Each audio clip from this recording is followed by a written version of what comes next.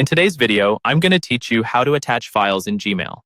Attaching files may seem like a simple task, but whether you're new to Gmail or just looking for a refresher, this guide will take you through each step to make sure you can effortlessly attach files to your emails. So let's dive right in and get started. First, open your web browser and head over to Gmail by typing gmail.com into the address bar.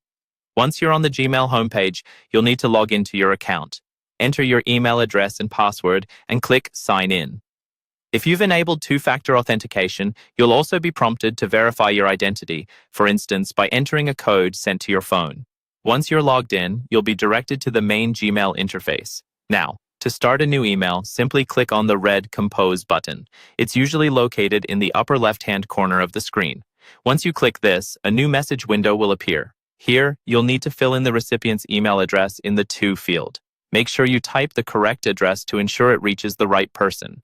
If you want, you can also add a subject in the subject box to provide a brief summary of your email's content. With your basic email layout ready, let's move on to attaching a file. Look towards the bottom of the new message window, where you'll find a little paperclip icon. This is the Attach Files button. Click on it, and a file browsing window will open up. This allows you to select the files you want to attach from your computer. Navigate through your folders to find the desired file. Once you've found it, click on it and then click Open.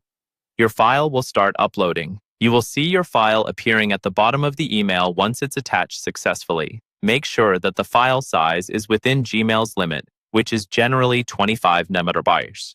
If your file is larger than this, Gmail will automatically prompt you to use Google Drive for large attachments, which is a seamless alternative for sending files. At this point, feel free to type out your email message and add any final touches before sending it off.